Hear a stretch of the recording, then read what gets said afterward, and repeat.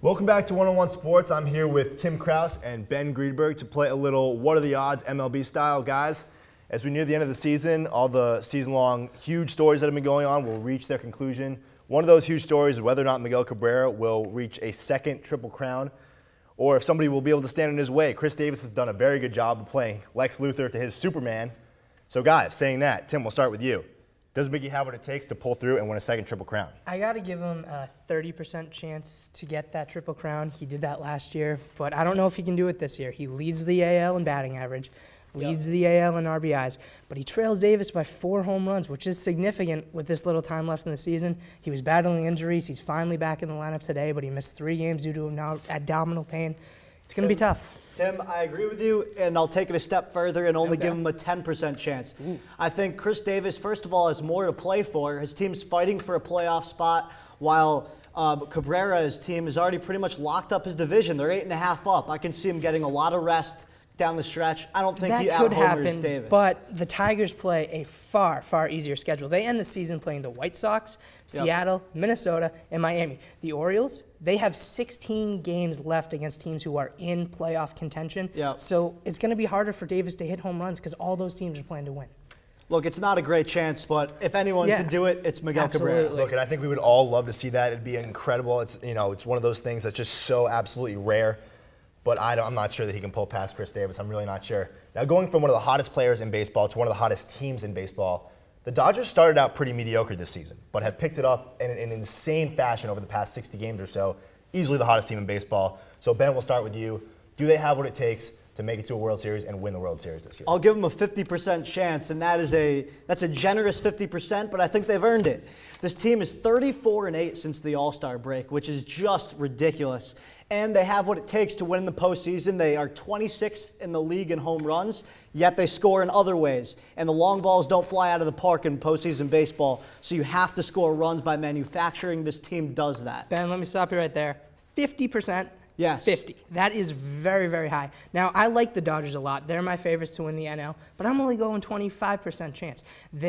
The NL this year is so deep and so tough. They're going to have to go through teams like the Braves, the best team in baseball, a team that's not even healthy right now. They're going to have to go through the Cardinals, the Reds, the Pirates. It is so deep. All these teams, it's going to be tough to beat them. I like the Dodgers, but you can't go 50%. That's way too high. I think you're giving the Braves too much credit. They rely heavily on the long ball.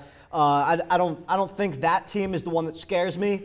Getting past the Cardinals, on the other hand, like you said, that's an iffy one. Well, the Dodgers are extremely hot, but you're right. There are so many teams in the NL that they have to beat out. Let's stick in the NL. We saw the emergence of one of the most, most incredible pitchers in the major leagues this year, in Matt Harvey of the Mets. You know, he's down with an arm injury this year. He looks like he's going to have Tommy John surgery. What are the odds, Tim, we'll start with you, that he pitches at all in 2014? Mark my words, Matt Harvey will pitch for the New York Mets next season. I give him a 95% chance to pitch for the Mets next year.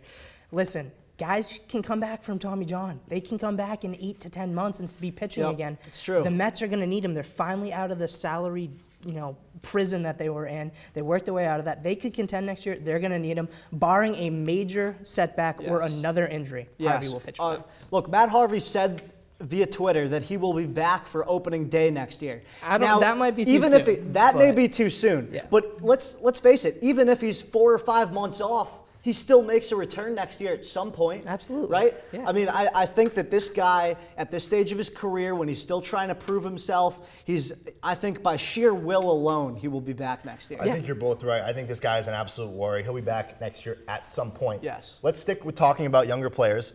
2 more young players in the National League that have made headlines throughout the entire season, Yasiel Puig and Bryce Harper. 2 of the more exciting players in the game.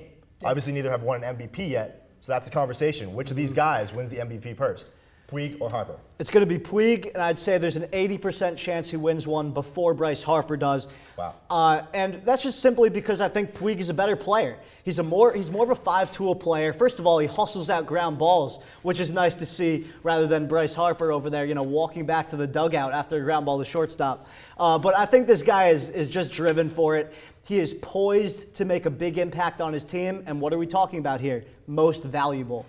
Okay, yes. To be the most valuable player in the National League, you have to first be the most valuable player on your team. Which you Puig can make is. the argument that Adrian Gonzalez and Hanley Ramirez and a healthy Matt Kemp are more important to But the Dodgers where was than that Puig. team before Puig? They were nothing. He sparked that team. He's that spark plug. He's the MVP of his team this year, You and he's gotta only go played with 80 Harper here. games. You got to go with Harper here. I think there's only a 20% chance Puig wins one before Harper. Harper is by far and away, when healthy, the best non-pitcher for the Nationals. He's a very, very good player. Yes, he's been hurt this year, but he's shown that he can be a little bit consistent. Teams are starting to figure out Puig. We saw he went through a regression in July and a little bit into August. Naturally, he's gonna still struggle. batting 350. Guys, we got to wrap this up, but I'm going to take Tim's side on this one. I just think Harper is way too good. What an explosive player. I know Puig is too, Yeah.